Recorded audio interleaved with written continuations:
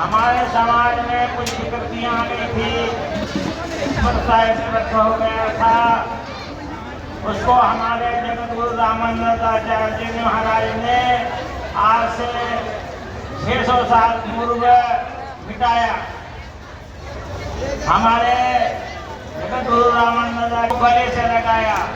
उन्होंने रविदास को अपना शिष्य बनाया और उसके शिष्य मीराबाई हुई, ऐसे जिन्होंने कई ग्रंथों की रचना की।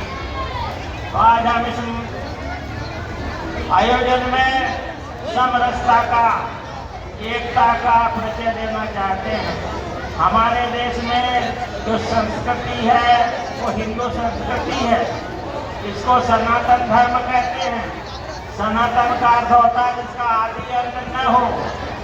हर धर्म की तिथि है कि कब प्रारंभ हुआ, किंतु सनातन धर्म की तिथि नहीं है, बल्कि स्वयं भगवान घोषणा करते हैं यदा यदा ही धर्मस्य ग्लानिर्भवति भारतः अभ्युत्थानधर्मस्य तदात्मनं सृजाम्यहम्। जब जब धर्म की कुछ हानि होती है, उस पृथ्वी पर अत्याचार बढ़ते हैं, धर्म की कुछ कमी होती है, तो स्वयं अवतार लेकर के वो धर्म सनातन धर्म को पुनर्स्थापित करते हैं। इसलिए हम धर्म को अनादि धर्म कहते हैं। सारे पृथ्वी पर एकमात्र ऐसा जो धर्म है जो वसुधैव कुटुंबकम का संदेश देता है। इसलिए हम सबको एकता सूत्र में बनना है। देखिए हमारे यहाँ क्या है कि हमारे हिंदुओं में विकृति आने से ही हमको 900 साल तक पराधीनता का देखना पड़ा। हमारे हिंदुओं में से एक आदमी ने शिवराज चौहान को जेल में मरवा दिया था और हमारे देश में का कामकाज हो गया था। एक आदमी ने हमको 900 साल तक पराधीन कर दिया था। एक भी आदमी हमारे में से पूछता है तो हमारे देश को ले डूबता है। अभी मत सोचो ये क्या कर लेगा, नहीं, हमको सबको लेकर चलना है। हमारे छोटे भाई, बड़े भाई, छोटी बहन, बड़ी बहन, सबको लेकर करके बांधना है। और इसी कारण से हमको एक सूत्र में बनने के लिए एक दूसरे का सम्मान करना, एक दूसरे से प्रेम बढ़ाना ये आवश्यक हो गया है।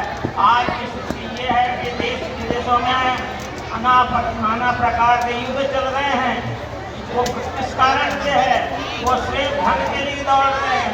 धन तो सुविधा ही होता है। बाद में धनम दुखम, रक्षणे दुखम और धन को तीनों प्रकार से दुखदायी है। उत्पादन में दुख होता है, रक्षण में दुख होता है और जो खर्च हो जाता है लोग नहीं धर्म की महत्ता दी है।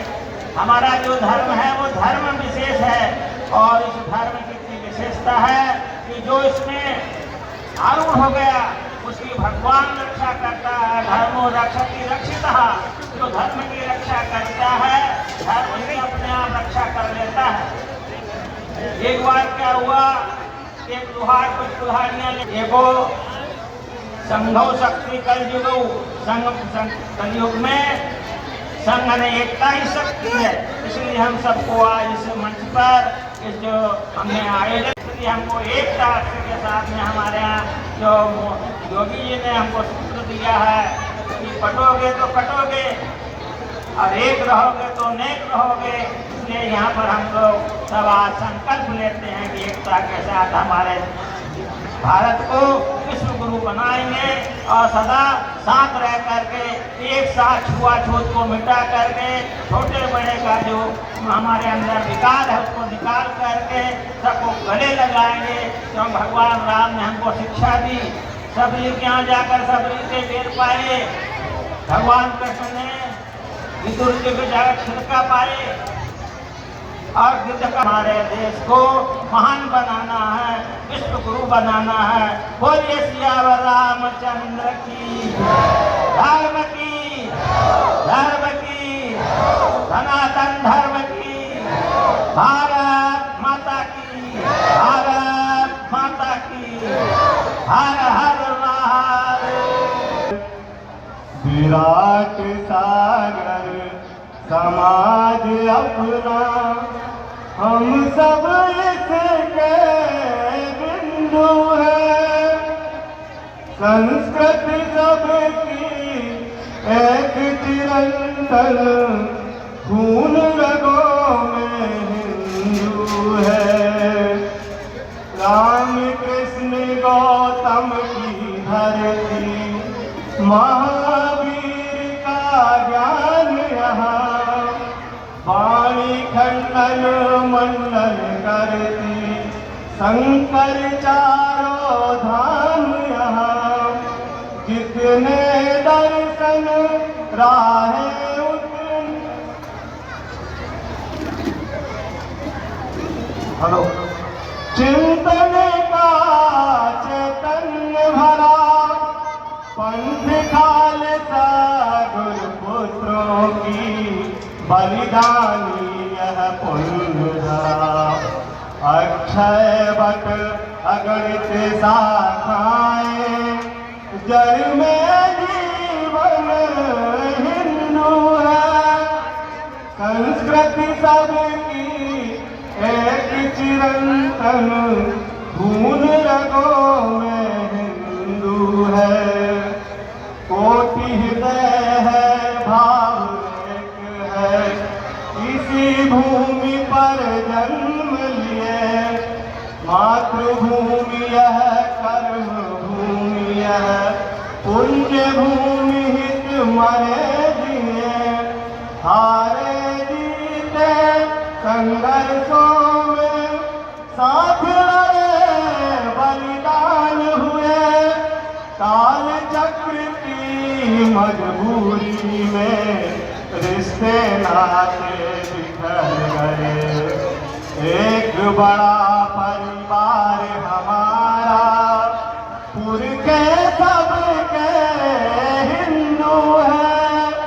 संस्कृति सबकी एक चिरंतन, खून रगों में हिंदू है। सबकी रक्षा धर्म करेगा, उसकी रक्षा आज करे। वर्ण भेद मत भेद मिटाकर, नव रचना निर्माण करे। धर्म हमारा जग में अभिनव, अक्षय है, अविनाशी है। इसी कड़ी से जुड़े हुए हम, युग से भारतवासी है। अथाह यहाँ की महिमा, गहरा जैसे सिंधु है। संस्कृति सबकी एक चिरंतन, खून रगों में हिंदू है। भारत मिटाकर समता के सद्भाव बने। ऊपर दिखते भेद भले हो, जो बगिया के फूल खिले। रंग बिरंगी मुस्कानों को, जीवन रस पर एक मिले। संजीवनी रस अमृत पीकर, मृत्युंजय हम हिंदू है। संस्कृति सबकी एक चिरंतन, खून रगों में हिंदू है। खून रगों में हिंदू है। जय श्री राम, जय जय श्री राम। राम रामेति रामेति रमे रामे मनोरमे, सहस्त्र नाम ततुल्यम राम नाम वरानने। दूर सही मजबूर सही, दूर सही मजबूर सही पर याद राम की आती है। और हम नाम यहाँ पर लेते हैं, आवाज अयोध्या जाती है। जय जय श्री राम, जय जय श्री राम। बोलिए धर्म की, धर्म की, अधर्म का, अधर्म का। प्राणियों में का विश्व का सनातन हिंदू धर्म की, सनातन हिंदू धर्म की जय जय श्री राम, जय जय श्री राम। जात पात की करो विदाई, पीछे से आवाज आनी चाहिए, जात पात की करो विदाई।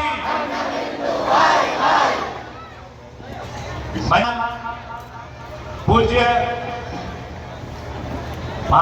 शिवनी मालवा के बानापुरा बस्ती के सभी आदमी स्वयंसेवक बंधुओं एवं मातृशक्तियां, आज ये हम सब लोगों के बीच में और हिंदू सम्मेलन का आयोजन किया गया है।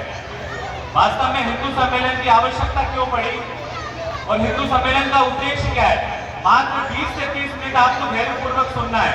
अगर ये सारी बातें हम लोगों ने नहीं सुनी तो इस कार्यक्रम का कोई महत्व नहीं है, क्योंकि संघ शताब्दी वर्ष में राष्ट्रीय स्वयंसेवक संघ का 100वां वर्ष चल रहा है और इस संघ शताब्दी वर्ष का ये तीसरा बड़ा महत्वपूर्ण कार्यक्रम है, जिसको लेकर प्रत्येक घर पर जाकर इतने सारे लोगों ने इस कार्यक्रम को सफल बनाने के लिए 8-8 10 दिन से अपनी मेहनत की है। तो आप धैर्यपूर्वक अगर 15 से 20 मिनट सुनेंगे तो इस कार्यक्रम का महत्व समझ में आएगा। अपनी भारतीय संस्कृति में बोलते हैं, बड़े भाग मानुष तन पावा, सुर दुर्लभ सब ग्रंथन गावा, यानी बड़े भाग्य से मनुष्य की देह प्राप्त होती है। शायद इसका महत्व जब तक नहीं जानते तब तक पता नहीं चलता, क्योंकि सारे शास्त्रों में एक चीज का लेख है, बड़े भाग्य मानुष तन पावा, सुर दुर्लभ सब ग्रंथन गावा। और बड़े भाग्य से मानुष तन मिला है, लेकिन उसके बाद हमको मिला है भारत भूमि में जन्म। तो पहला भाग्य हो गया तो मनुष्य का, दूसरा हो गया भारत भूमि में जन्म लेना, और तीसरा हम सभी लोगों के बीच में सौभाग्य है कि पावन पवित्र सनातन हिंदू धर्म में हमारा जन्म हुआ है। तो हम सब लोग सौभाग्यशाली लोग हैं, हम सब लोग बहुत ही सौभाग्यशाली लोग हैं, क्योंकि इस बात को मैं नोट करते हुए बोलता हूँ, स्वामी विवेकानंद जी की जो शिष्या थी भगिनी निवेदिता, उन्होंने एक बार उनके गुरु से पूछा, यानी स्वामी विवेकानंद जी से पूछा कि मुझे मोक्ष की प्राप्ति कब होगी। तो आप विचार कर लीजिए, वो आयरलैंड की जो लेडी थी जिसने संन्यास ले लिया था, उसने स्वामी विवेकानंद जी ने बोला तुम्हें इस जन्म में जो है मोक्ष प्राप्त नहीं होगा। विचार कर लीजिए, इसने स्वामी विवेकानंद जी की आज्ञा को शिरोधार्य करके और संन्यास को स्वीकार कर लिया, और विवेकानंद जी ने एक तक बोला कि तुम्हें जो है और मोक्ष प्राप्त नहीं होगा। तो बोले मुझे मोक्ष प्राप्त क्यों नहीं होगा, क्योंकि मोक्ष प्राप्त करने के लिए तुमको और भारत भूमि पर जन्म लेना पड़ेगा। तो विचार कर लीजिए, हम सभी लोग और मोक्ष को प्राप्त करने के लिए भारत भूमि पर पैदा हुए हैं, और हमारे सामने तो एक लंबी श्रृंखला है। अभी गीत में गया राम कृष्ण गौतम की धरती, वीरों का अभिमान यहाँ, संस्कृति सबकी एक चिरंतन पूर्ण रगों में हिंदू है। वास्तव में पूज्य महाराज जी ने बोला है 1000 वर्षों तक, ये विचारण ये बातें हम लोग पढ़ते नहीं है, 1000 वर्षों तक और हमारे देश पर और विधर्मियों ने शासन किया है। और इन 1000 वर्षों में हमने क्या खोया है, तो हिंदू भाव को जब जब भूले, हिंदू भाव को जब जब भूले, आई विपद महान, भाई छूटे धरती खोई, मिटे संस्थान। यानी आप विचार कर लीजिए, अभी महाराज जी ने बोला है 1528 में, और वीर बाकी जो बाबर का सेनापति था, उसके द्वारा भगवान श्री रामलला का मंदिर तोड़ के और वहां पर बाबरी ढांचा खड़ा कर दिया गया। भगवान श्री कृष्ण जी का मंदिर तोड़कर वहां पर शाही मस्जिद खड़ी कर दी गई, और काशी विश्वनाथ का मंदिर तोड़ के वहां पर ज्ञानवापी मस्जिद खड़ी कर दी गई। और अपने देश के, अपनी सनातन संस्कृति के प्रतीक चिन्ह जो हमारी श्रद्धा के केंद्र थे, ऐसे मंदिरों को तोड़ के 40,000 मंदिरों को तोड़ के और वहां पर जो है ना और मस्जिदों के रूप में परिवर्तित कर दिया गया। और ऐसा नहीं है मंदिर ही तोड़े, हजारों बहन बेटियों के जो है शील भंग किए गए, क्योंकि औरंगजेब के इतिहास पढ़ेंगे, अकबर का इतिहास पढ़ेंगे और इन मुगलों का इतिहास पढ़ेंगे तो ध्यान में आएगा कि किस प्रकार की बर्बरता और किस प्रकार का अत्याचार इन्होंने अपने धर्म और अपनी संस्कृति और अपने देश को खत्म करने के लिए किया है। आज भी अगर हम लोग विचार करेंगे वर्तमान के परिदृश्य में, 1947 में, ज्यादा समय नहीं हुआ है, सिर्फ 78-79 साल पहले की बात बता रहा हूं। 1947 में पूरी दुनिया में धर्म के नाम पर कहीं देश का विभाजन नहीं हुआ, और धर्म के नाम पर और अपने भारत का विभाजन कर दिया गया, पाकिस्तान और बांग्लादेश के रूप में, और अपने भारत का विभाजन कर दिया गया। पाकिस्तान का जब विभाजन हुआ, बांग्लादेश का जब विभाजन हुआ, 28 से 30% हिंदू की आबादी वहां पर रहती थी। अभी आए दिन की बांग्लादेश की घटनाएं हम लोग सुन रहे होंगे, प्रतिदिन सैकड़ों हिंदुओं के घर जलाए जा रहे हैं, सैकड़ों हिंदुओं को मौत के घाट उतारा जा रहा है। 28 से 30% आबादी 1950 जीवन की जनगणना के आंकड़े मैं आपको बता रहा हूँ। सोच लीजिए, जो 28 से 30% की आबादी थी, आज 2011 की जब जनगणना के आंकड़े आते हैं, मात्र 2 से 3% हिंदू वहां पर बसते हैं। 2000 से अधिक बड़े बड़े मंदिर वहां पर हुआ करते थे, मात्र 33 मंदिर आज वहां पर बचे हुए हैं। क्या हुआ? जमीन निकल गई, आसमान खा गया। 28%, यानी 10 करोड़ की आबादी का अगर 28% निकालेंगे तो 2 करोड़ 80 लाख लोग वहां पर निवास करते थे। लेकिन आज वहां पर हिंदू का नाम लेने वाले लोग नहीं है। किस प्रकार की बर्बरता, किस प्रकार का आतंकवाद उन लोगों ने फैला रखा है। हमारे देश में भी अगर विचार करेंगे, जितने महापुरुषों के यहाँ पर चित्र लगे हुए हैं, ये कोई ऐसे ही नहीं लगा दिए गए। इन लोगों ने अपने जीवन का सर्वस्व न्यौछावर करके और अपना जीवन लगाया, तब जाकर आज हम हिंदू के नाते यहाँ पर बैठे हुए हैं। शिवाजी महाराज के बारे में बोलते हैं ना कि काशी की कला जाती, मथुरा में मस्जिद होती और शिवाजी ना होते तो हम सबकी सुन्नत होती। सारे लोग टोपी लगाकर यहाँ पर बैठे हुए होते। महाराणा प्रताप के जीवन से क्या प्रेरणा मिलती है? हम सब लोग महाराणा प्रताप की जय जयकार करते हैं, लेकिन ज्यादातर लोग यहाँ पर जितने भी लोग बैठे होंगे, महाराणा प्रताप के जीवन के बारे में पढ़ा नहीं होगा। महाराणा प्रताप यानी स्वाभिमान की पराकाष्ठा, महाराणा प्रताप मतलब शौर्य की पराकाष्ठा। आप विचार कर लीजिए, अकबर ने शर्त रखी महाराणा प्रताप के सामने। क्या शर्त रखी? कि एक बार मेरे दरबार में आके और मुझे राजा स्वीकार कर ले, मेरे सामने मस्तक नवा दे, मस्तक झुका दे, जितना लूटा है उतना वापस कर दूंगा। लेकिन महाराणा प्रताप के शौर्य और पराक्रम को हमको ध्यान में रखना चाहिए। वह मुकुट जो तेरा प्यारा माँ राणा ने जिसको दिया नहीं, सर्वस्व भी अपना लुटा दिया, पर मस्तक नीचा किया नहीं। और हम भी संतान उन्हीं की हैं। याद कर लीजिए, महाराणा प्रताप के जीवन को आत्मसात करना पड़ेगा। और हम भी संतान उन्हीं की हैं। वह मुकुट तुम्हें पहना देंगे, जीवन की भेंट चढ़ा देंगे, माता का मान बढ़ा देंगे। महाराणा प्रताप के जीवन से क्या सीखना? जंगल में घास की रोटियां खाना स्वीकार किया, लेकिन अकबर के आगे सर नहीं झुकाया। इसलिए आज हम महाराणा प्रताप का नाम गौरव से लेते हैं। और हमको याद करना पड़ेगा गुरु गोविंद सिंह जी के उन चारों पुत्रों को और गुरु गोविंद सिंह जी को, जिन्होंने अपना पूरा जीवन देश के लिए न्यौछावर कर दिया, अपनी संस्कृति के लिए न्यौछावर कर दिया। हम पढ़ते नहीं है, हम सुनते भी नहीं है, और हमको जो देखना चाहिए वो देखते भी नहीं है। 4 साहिबजादे फिल्म देखिए आप लोग। गुरु गोविंद सिंह जी के चारों बच्चे, दिसंबर का महीना निकल गया, बलिदान दिवस के रूप में बलिदान सप्ताह, 7 दिनों में चारों बच्चों को और अपने लिए, अपने देश के लिए न्यौछावर कर दिया। जोरावर सिंह और फतेह सिंह, जिनकी आयु 7 और 9 वर्ष की थी, विधर्मियों ने पकड़ लिया और वही किया जो पूर्व में किया। क्या किया? कि जिनको थी शान प्यारी वो कुर्बान हो गए, और जिनको थी जान प्यारी वो मुसलमान हो गए। शर्त रखी कि तुमको मुसलमान धर्म स्वीकार करना पड़ेगा। ये विचार कर लीजिए, इतिहास के बहुत स्वर्णिम पन्ने हैं जो हमको खरीदना पड़ेगा, देखना पड़ेगा। और दर्द देने वाले पन्ने इतिहास के, जो शायद हम लोग आम जीवन में पढ़ते नहीं है, देखते नहीं है। 7 और 9 वर्ष की आयु के अनेकों बच्चे मेरे सामने यहाँ पर घूम रहे हैं, लेकिन किस प्रकार के संस्कार गुरु गोविंद सिंह जी के रहे होंगे। शर्त रखी कि तुम इस्लाम धर्म को स्वीकार कर लो, लेकिन क्या बोले? जोरावर जोर से बोला, फतेह सिंह शेर सा बोला, रखो ईंटे, भरो गारा, चुनो दीवारे हत्यारे। अपना धर्म नहीं छोड़ा, जिंदा दीवार में चुनवाना अपने आप को और स्वीकार किया।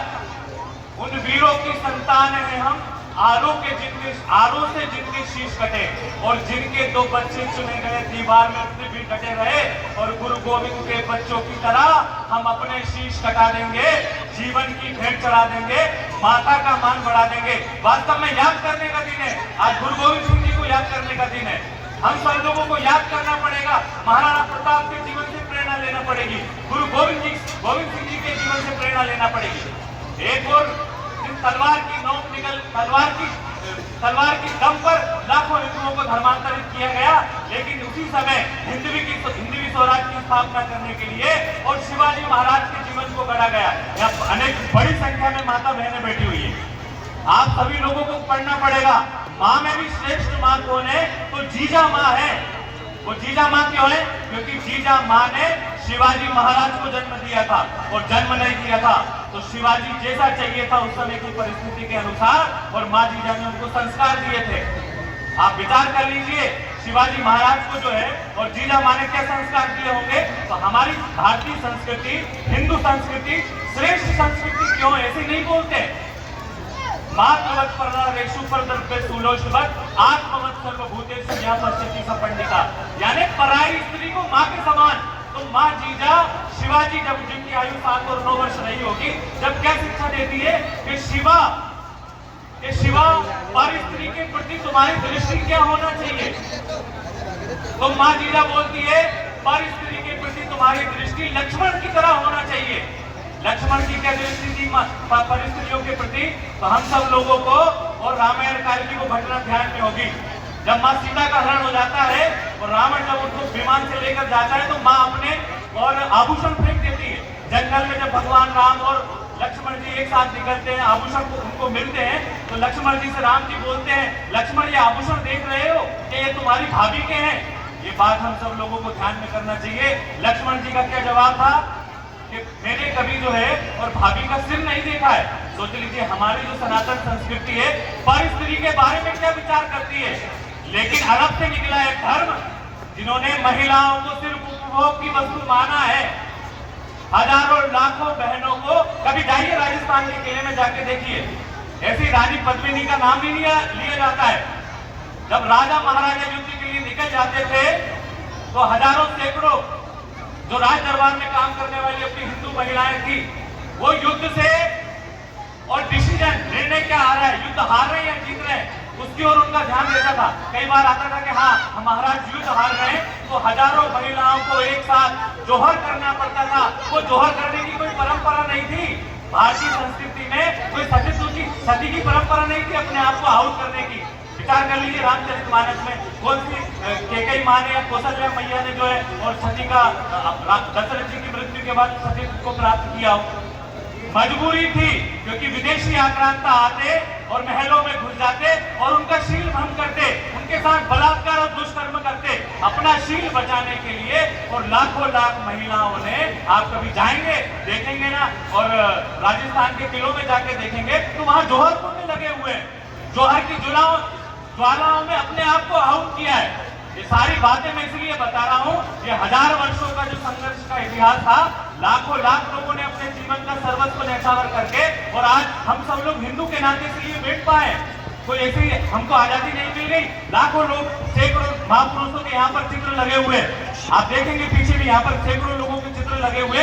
इन लोगों ने अपने देश, अपनी संस्कृति और अपने समाज के लिए पूरा जीवन न्यौछावर कर दिया। लेकिन शायद हम सब लोग और इन लोगों के जीवन को पढ़ते नहीं, इन लोगों के जीवन से हम लोग प्रेरणा नहीं लेते हैं। 1889 में भी एक व्यक्ति का जन्म होता है जिनका नाम रहता है केशव, छोटे से बालक। 1902 में 13 वर्ष की आयु रहती है। एक ही दिन उनके माता पिता का देहावसान हो जाता है। लेकिन समाज को संगठित करने के लिए, देश को स्वतंत्र कराने के लिए मन में एक ज्वाला रहती है, एक भाव रहता है। जैसे जैसे करके और पढ़ाई लिखाई करने के बाद, डॉक्टरी की डिग्री लेने के बाद और नागपुर में आते हैं। अब हो जाते हैं डॉक्टर केशव। और नागपुर में आने के बाद बाल गंगाधर तिलक के साथ मिलकर और अंग्रेजों के साथ लड़ाई लड़ते हैं। और अंग्रेजों के साथ लड़ाई लड़ते अभी हम सब लोगों ने वंदे मातरम का गायन गाया। शायद हम लोगों को पता नहीं है, हम में से कई लोगों ने पहली बार खड़े होकर और वंदे मातरम का गायन किया होगा, और किया भी होगा तो आधा अधूरा टूटा फूटा वंदे मातरम गाया होगा। पहली बार इस मंच से इतनी बड़ी संख्या में और पूरा वंदे मातरम बोला है। वंदे मातरम का इतिहास भी मैं अभी आपको बताऊंगा। और जब वो डॉक्टरी की पढ़ाई पूरी करने के बाद आते हैं नागपुर में बाल गंगाधर तिलक के साथ मिलकर और अंग्रेजों के खिलाफ जो है देश को स्वतंत्र कराने की मुहिम में लगते हैं। और अंग्रेजों के द्वारा और उनको 6 महीने का कारावास दे दिया जाता है। और 6 महीने का कारावास ही और इस राष्ट्रीय स्वयंसेवक संघ की स्थापना की पृष्ठभूमि। 6 महीने के कारावास में अंदर जेल में जाने के बाद वो विचार करते हैं, इतना बड़ा देश, इतनी वैभवशाली परंपराएं, लाखों करोड़ों लोगों ने अपने देश की रक्षा के लिए अपने जीवन को आहुत किया, फिर भी क्या कारण रहा कि मुट्ठी भर लोग आए और अपने इस भारत को गुलाम बना लिया। हमारे देवता, हमारे आराध्यों के मंदिर तोड़ दिए, हमारे गुरुकुलों को नष्ट कर दिया। इसके पीछे का कारण जानना पड़ेगा। तो इसके पीछे का एक ही कारण निकला, यहाँ का जो मूल समाज है हिंदू समाज, वो जातियों में बट गया, वो भाषाओं में बढ़ गया, वो प्रांतों में बढ़ गया।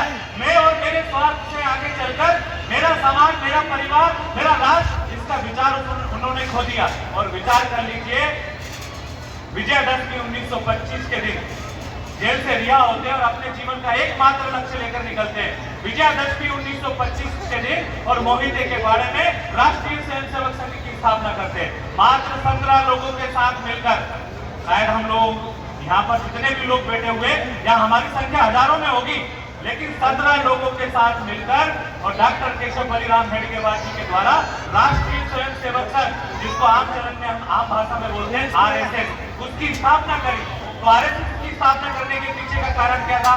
तो आप सभी लोगों को ध्यान में होगा, स्वामी विवेकानंद जी के जीवन को भी हमको पढ़ना पड़ेगा। रविंद्रनाथ ठाकुर से किसी ने पूछा, अगर भारत को जानना है तो क्या करना पड़ेगा? अगर भारत को जानना है तो स्वामी विवेकानंद को पढ़ना पड़ेगा। तो स्वामी विवेकानंद कौन थे? तो स्वामी विवेकानंद वह महापुरुष थे जिन्होंने 1893 में शिकागो विश्व धर्म सम्मेलन में, जहां पूरी दुनिया के धर्म के लोग अपने अपने धर्म की श्रेष्ठता, अपने अपने धर्म के श्रेष्ठ आचरणों को बताने के लिए इकट्ठे हुए थे। स्वामी विवेकानंद जी के लिए भी सिर्फ 2 मिनट का समय मिला था बोलने के लिए, लेकिन स्वामी विवेकानंद जी को जब समय मिला तो उन्होंने बताया कि मैं जिस भारतीय संस्कृति का हूँ, जिस सनातन संस्कृति का हूँ, वो दुनिया की सिरमौर श्रेष्ठ संस्कृति क्यों है। उन्होंने बताया, हम गाय की पूजा क्यों करते हैं, हम नदियों की पूजा क्यों करते हैं, हम वृक्षों में भगवान के दर्शन क्यों करते हैं, हम इस मातृभूमि को माँ क्यों बोलते हैं, हम सूरज को नारायण क्यों बोलते हैं, हम चंद्रमा को मामा क्यों बोलते हैं। क्योंकि हम सभी लोगों को ध्यान में होगा, रामचरितमानस अगर पढ़े होंगे तो क्षिति जल पावक गगन समीरा, पंचभूत यह अगम शरीरा। पंचभूतों से, यानी पंचभूत, ये प्रकृति से हमारा शरीर का निर्माण हुआ है। और वास्तव में यह प्रकृति का जो पंचभूत है, क्षिति जल पावक गगन समीरा, इससे यह हमारा शरीर बना हुआ है। इसलिए एक स्वरूप हम लोग बोलते भगवान, तो भा से भूमि, गा से गगन, बा से वायु, आ से अग्नि और ना से नीर, ये 5 तत्व मिलकर हम भगवान की आराधना करते हैं।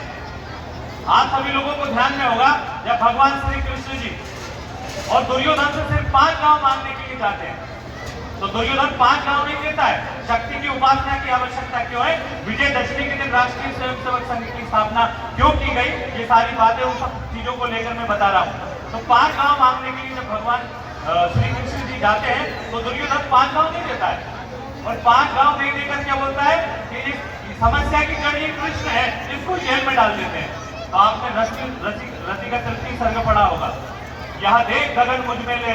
भगवान जब अपना विराट स्वरूप दिखाते हैं, शक्ति की आवश्यकता इसलिए, यह देख गगन मुझ में ले है, यह देख पवन मुझ में ले है, मुझ में विलीन संसार सकल, मुझ में ले है झंकार सकल, अमृत फूलता है मुझ में, संहार झूलता है मुझ में, उदियाचल मेरा दीप्तिभास, भूमंडल बक्षस्थल विशाल, भुज परिधि बंध को घेरे हैं, मैं नाक मेरु पर्वत मेरे हैं, और दिव्य जो अगर है नक्षत्र निकट, सब है मेरे मुख के अंदर। सतकोटि सूर्य, सतकोटि चंद्र, सतकोटि सरस्वती सिंधुमन, सतकोटि विष्णु ब्रह्मा महेश, सतकोटि विष्णु जलपति धनेश, सतकोटि रुद्र, सतकोटि काल, सतकोटि दंडधर लोकपाल, जंजीर बढ़ाकर साधिने, हाँ दुर्योधन बांधिने। अगर शक्तिशाली भगवान श्री कृष्ण जी नहीं होते तो शायद दुर्योधन की जेल में और अपना पूरा जीवन निकालना पड़ता। विजयदशमी के दिन राष्ट्रीय स्वयंसेवक संघ की स्थापना का एकमात्र उद्देश्य है संगठित हिंदू और शक्तिशाली सामर्थ्यशाली भारत बनाने का। 1925 में भी कोई हमारा देश संगठित नहीं हो गया था, अंग्रेजों से उस समय हमारे देश के लोग लड़ाई लड़ रहे थे, लेकिन उन्होंने विचार किया हम स्वतंत्र तो हो जाएंगे, लेकिन स्वतंत्र होने के बाद पुनः हम गुलाम नहीं होंगे, इसकी गारंटी क्या है? इन सारी बातों को ध्यान में रखते हुए और 1925 में राष्ट्रीय स्वयंसेवक संघ की और स्थापना की पृष्ठभूमि रखी गई। और आप विचार कर लीजिए, 1925 से लेकर आज 2025 पूरे 100 वर्ष हो गए, और इन 100 वर्षों से लगातार राष्ट्रीय स्वयंसेवक संघ है। आज भी अनेकों भाई हमारे अपने मंदिर में नहीं चढ़ पाते हैं, जिस जलाशय से हम लोग अपने लिए पानी भरते हैं उस पर चढ़ नहीं पाते हैं, जिस राम की हम पूजा करते हैं उस राम को वो अपना भगवान नहीं बोलते। अभी भी हमारे समाज में जातिगत भेदभाव है, छुआछूत है, ऊंच नीच है। यहाँ पर भगवान श्री राम जी का फोटो लगा हुआ है, निषाद राज को गले लगाते हुए। भगवान श्री राम जी भी वन में गए थे, और वन में गए, माँ सीता का जब हरण हो गया तो सीता जी के हरण के बाद और अयोध्या से राजा दशरथ की चतुरंगी सेना नहीं बुलाई थी उन्होंने।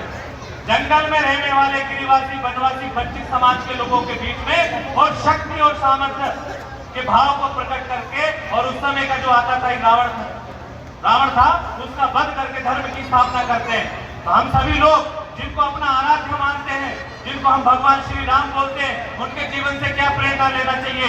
तो आज हम सभी लोगों के लिए संकल्प का दिन है। ये जात पात की करो विदाई, हम सब हिंदू भाई भाई, ये कहने मात्र से नहीं होगा, ये भाषण का विषय नहीं है, ये आचरण का विषय है। संघ ने शताब्दी वर्ष में पंच परिवर्तन की बात की है। ये पंच परिवर्तन में सामाजिक समरसता है। जो राम को मान रहा है, जो कृष्ण को मान रहा है, जो भारत को अपनी माँ मानता है, नर्मदा को अपनी माँ बोलता है, गाय को अपनी माँ बोलता है, वही व्यक्ति हमसे दूर चला जाता है, हमारे साथ बैठ के भोजन नहीं कर सकता। हम जिस मंदिर में भगवान की पूजा करने के लिए जाते हैं, उस मंदिर में वहां भी पूजा नहीं कर सकता, तो काय का हिंदुत्व है हमारा। इसलिए हम सभी लोगों को और भगवान श्री राम को आत्मसात करना पड़ेगा। निषाद राज को गले लगाया, माँ सबरी के झूठे बेर खाए, और वन में रहने वाला वंचित समाज था, उसके बीच में और उनके हृदय में शौर्य और पराक्रम के भाव को जागरण किया, तब जाकर रावण का वध कर पाए। भगवान श्री कृष्ण के जीवन से भी यही प्रेरणा लेना चाहिए। आज आवश्यकता है, देखिए किस प्रकार की स्थिति आज अपने देश में बनी हुई है।